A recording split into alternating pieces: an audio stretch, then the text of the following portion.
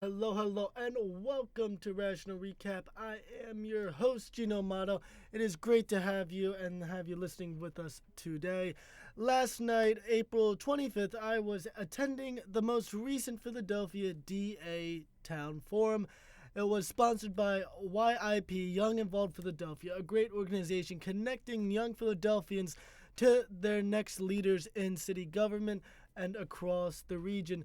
It was a very cool event to have been to. I wish you all could have made it, but if not, I had you locked down on Twitter, had you locked down on my live stream, Gino underscore Amato. I'm going to break down what happened last night, what you really need to know about the current Philly DA race. So, first up, I'm going to talk about Michael Untermeyer. He was the first candidate to speak last night. So all candidates were given 7 minutes, and they were given a wide variety of issues that they could talk about. Michael Untermeyer was the first one. He spoke on a variety of issues about why he is the best for the city of Philadelphia in terms of fixing our current mass incarceration problems, in terms of figuring out programs to prevent individuals from continuing in their life of crime. Rehabilitating them is the way to go. That was what Michael Untermeyer suggested. Up next was Larry Krasner. Larry Krasner, he really got on the topic of bullies. Not bullies that you hear of in high school, but bullies in terms of our lives and what you deal with. Currently, he is defending a 13-year-old girl who was raped by an older gentleman. He talked about how that older man is the bully, and that there are different kinds of bullies here in the city of Philadelphia.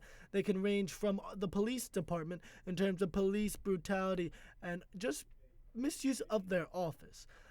He also put on full blast prosecutors within the DA's office for focusing on getting more years for individuals rather than really fixing and getting creative. Larry, I have this quote from him. You gotta get creative when dealing with bullies, Krasner said before he concluded his speech. It was definitely very interesting to see and to hear that approach to it. Krasner has really posed himself to be the progressive candidate in this race. He set out with a lot of high standards and goals that he was going towards, and a lot of candidates have come in to support a lot of things he does, except for the most contentious point that he is fighting for, and that is to get rid of the death penalty. Then following Larry was candidate Joe Kahn. He is a first-generation American. He has lived in Philadelphia, graduate of I believe UPenn. He taught there, and he also mentioned that he's taught here at Temple, which was kind of really cool to know that, hey, he taught here at Temple, and he's already running for DA. Really great to see that approach. But he got on the topic of sanctuary cities. He talks about the current federal government's policy, the current administration's immigration policy, that it comes from hatred, bigotry, and discrimination. Khan reiterated multiple times that the DA office will not cooperate with ICE in deporting residents who are living in the city of Philadelphia if they are arrested, and Khan reiterated his commitment to challenging ICE and government and federal government programs and policies that threaten Philadelphia's sanctuary city status. Jack O'Neill was after Joe, Jack O'Neill has really posed himself to be the millennial candidate. He talked about multiple programs that we need to implement here in the city of Philadelphia to prevent our mass incarceration problem. He talked about future forward diversion programs, post-arrest programs, and the need to invest in our residents into individuals who commit crimes in terms of rehabilitation rather than incarceration. Jack also talked about the need to keep rapists and murderers locked up, and and he also highlighted the saddening statistic that here in the city of Philadelphia we lose 3 people a month to domestic violence. Very sad stuff. He talked about the need to create an atmosphere and a culture where victims feel that they can speak up and that they will be heard and justice will be done to them. After Jack, it was Teresa Denny. Teresa highlighted her main speech really focused on the racial and genders disparity that exists within the DA office. She talked about how men are paid more than women there. There are more white men in the DA's office, and that the DA's office needs more multicultural and multilingual attorneys in the office really trying to go a broad spectrum approach.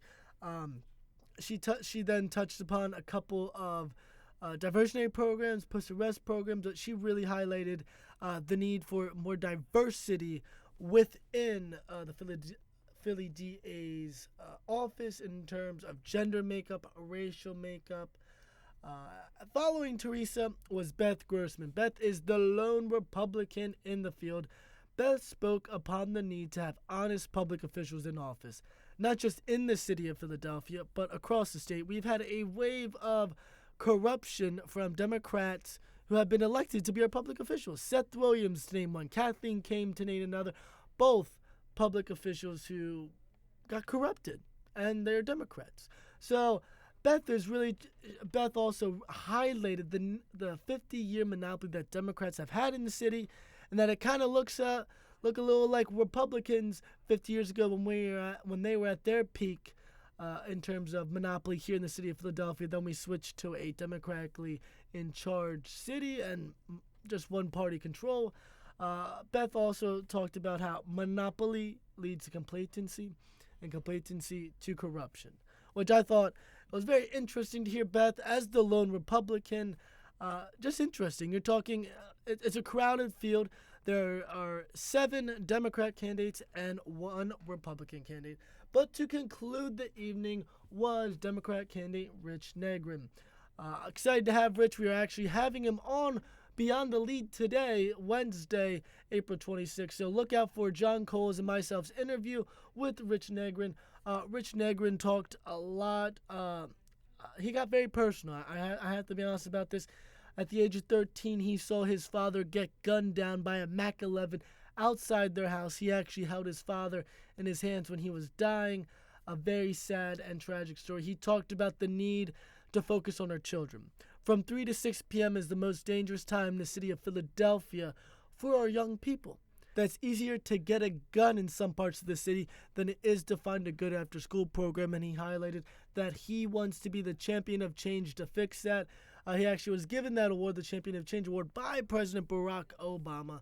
So very interesting stuff. Last night's Philadelphia's DA Forum.